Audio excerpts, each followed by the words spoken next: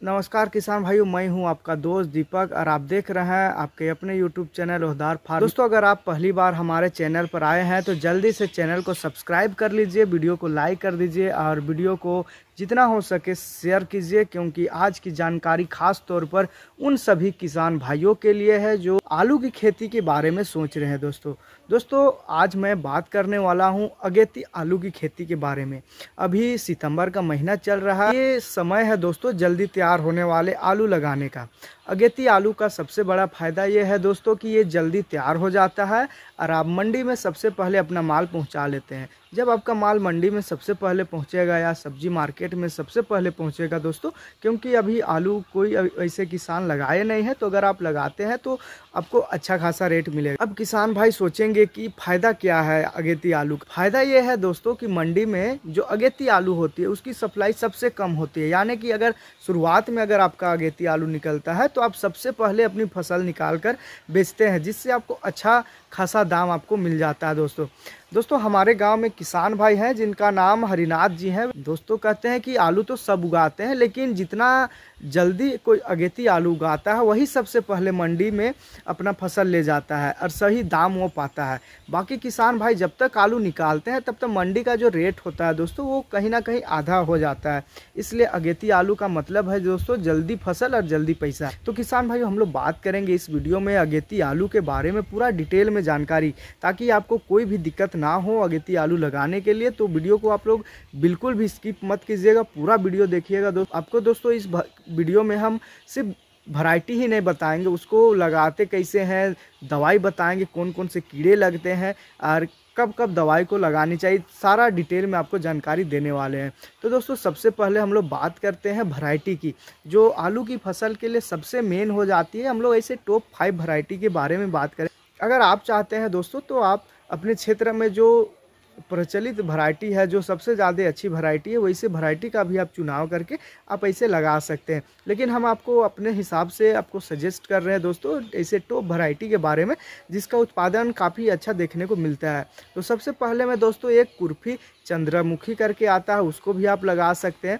फिर कुफरी अशोका करके आता है, कुफरी जवाहर आता है, फिर कुफरी पुखराज आता है और कुफरी बहार आता है। ये पांचों वैरायटी आप ऐसे लगा सकते हैं। बाकी आप देखिए आपका क्षेत्र के आधार पर आप बीज का आप चुनाव कर सकते हैं, ये आपके ऊपर निर्भर करता है, क्योंकि मिट्टी अलग अलग होती है दोस्तों। हर जगह का वातावरण अलग होता है, जलवायु अलग होता है, तो ये आप अपने हिसाब से देख करके आप इसको लगा सकते हैं। बाकी इन 5 वैरायटी में सबसे अच्छा खासियत ये है दोस्तों कि जल्दी पकने वाली वैरायटी है, जो मंडी में अच्छा बिकते हैं और रोग से लड़ने का भी इसमें जो क्षमता है वो काफ़ी अधिक आपको देखने को ऐसे मिलता है। अब मान लीजिए दोस्तों कि आपने सितंबर में कुफरी पुखराज या फिर कोई भी वैरायटी आपने इसे लगाया, तो ये तो 70 से 80 दिन में ही तैयार हो जाता है दोस्तों। और कुफरी अशोका भी जल्दी तैयार हो जाता है, वो तो मात्र 65 से 70 दिन में ही तैयार हो जाता है। यानी कि दोस्तों आप सोचिए कि आप सितंबर में बोए हैं और नवंबर के अंत तक में आपकी जेब में पैसा आ गया, यानी कि दिसंबर का शुरुआत तक में दोस्तों आपको अच्छा खासा प्रॉफिट इससे देखने को मिलता है। अब भैया खेती में सबसे ज़रूरी होता है खेती की तैयारी की। तो दोस्तों खेती में सबसे ज़्यादा ज़रूरी होता है कि खेती की तैयारी आपको कैसे करना है, क्योंकि आलू की जो फसल है दोस्तों उसके लिए बेड मारना काफ़ी ज़्यादा ज़रूरी हो जाता है, क्योंकि इसका जो सिंचाई है दोस्तों वो बराबर तरीक़ा से सारा फसल को मिले। क्योंकि दोस्तों आलू कंद वाली फसल है और कंद वाली जितनी भी फसल हो जाती है, मतलब दोस्तों खेती की मिट्टी एकदम भुरभुरी होनी चाहिए, गहरी होनी चाहिए और अच्छी जुताई वाली होनी चाहिए, यानी गहरी और अच्छी जुताई दोनों होनी चाहिए। अगर आपका जो खेत है दोस्तों वो कड़ा है तो आलू गोल और छोटा होगा, और वही जगह पर दोस्तों अगर आपकी मिट्टी नरम है या भुरभुरी है तो आपका जो आलू का जो साइज है दोस्तों वो लंबा होगा, मोटा होगा और काफ़ी वजनदार होगा। तो दोस्तों खेत को कम से कम 3 से 4 बार आपको ऐसे जुताई कर लेना है। आखिरी जुताई में आपको पाटा लगा करके मिट्टी को बराबर कर लेना है, यानी कि समतल मिट्टी आपको रखना है, क्योंकि दोस्तों समतल मिट्टी से ही आपका जितना भी आप बेड लगाएंगे या फिर नाली बनाएंगे या फिर फ्लड इरिगेशन सिस्टम से, यानी कि नाली सिस्टम से अगर आप सिंचाई करते हैं तो आप बराबर अगर आपका खेत अगर रहे दोस्तों तो बराबर जगह तक पानी पहुंचेगा। इसे ऊपर नीचे खेत रहने से दोस्तों सही तरीक़ा से सिंचाई नहीं हो पाता है, जिसकी वजह से आलू का जो उपज है वो उसमें भी फर्क देखने को मिलता है। अब दोस्तों आती है खाद की बात। दोस्तों आलू खाने के मामले में नंबर 1 फसल है और इसे भरपूर पोषण की ज़रूरत होती है।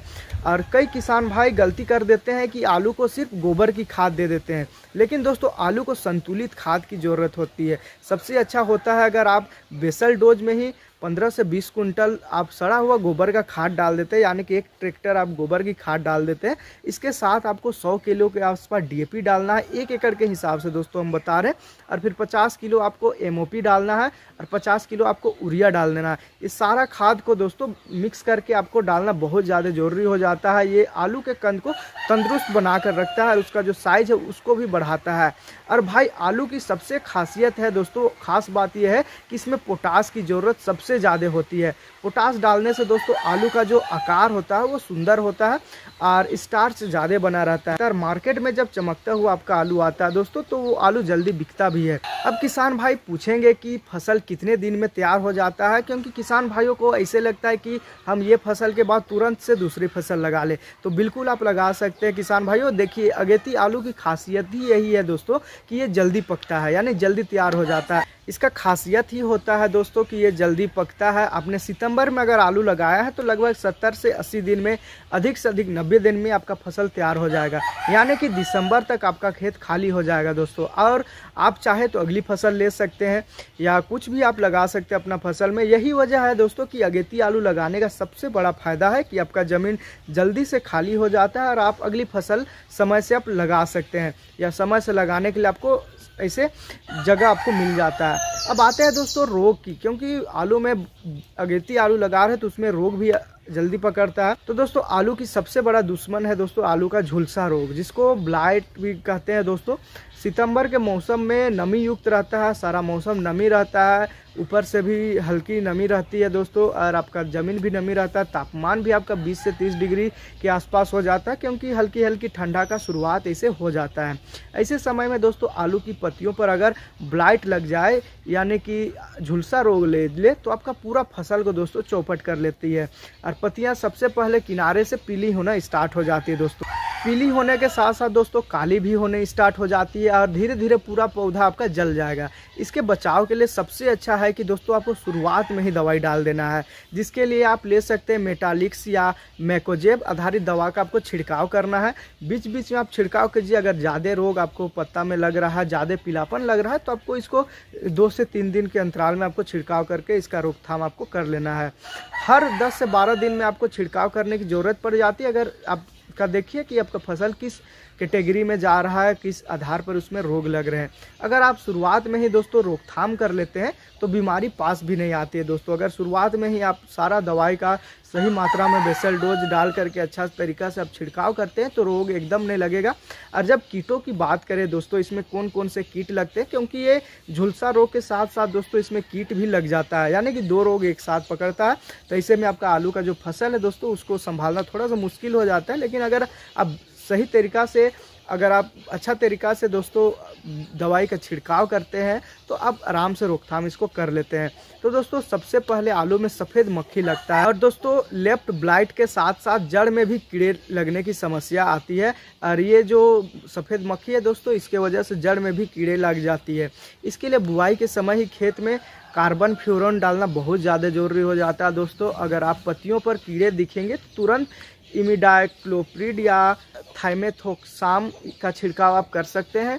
याद रखिए दोस्तों, दवाई हमेशा रोकथाम के तौर पर डालना चाहिए, ना कि इलाज के तौर पर। ये आपका रोकथाम जरूर करेगा दोस्तों। ये दोनों दवाई को आप लगाते हैं तो आराम से रोकथाम आप कर लेते हैं अपना फसल को। दोस्तों एक किसान भाई हैं जिनका नाम बिरजू जी है। उन्होंने आलू की खेती शुरू की थी, लेकिन दवाई में कंजूसी कर दी थी। पैसे बचाने की वजह से उन्होंने दवाई मारना शुरुआत में काफ़ी जरूरी नहीं समझा। उससे पहले महीने तक तो सारा आलू उसका सही चल रहा था, सब ठीक चल रहा था, फसल भी देखने में काफ़ी अच्छा लग रहा था। लेकिन दूसरे महीने दोस्तों उसका जो आलू का जो फसल है उसमें झुलसा रोग पूरा खेल उसका साफ कर दिया, यानी कि उसका मेहनत, पैसा, समय, सारा चीज़ उसका मिट्टी मिला दिया। उसी साल उन्होंने तय किया दोस्तों कि खेती में कभी भी वो दवाई में कंजूसी नहीं करेगी। अगले साल मैंने उसे सलाह दी दोस्तों। उन्होंने पूरा समय पर दवाई समय पर डालना शुरू की और वही खेत से दोस्तों, जिस खेत में उसका झुलसा रोग के वजह से उसका जो फसल था वो मिट्टी में मिल गया था, वही खेत में दोस्तों वो 100 बोरी के ऊपर उपज आलू से निकाल लिया था। अब बिरजू जी खुद बोलते हैं दोस्तों कि दीपक भाई आप समझ में आया कि खेती में दवाई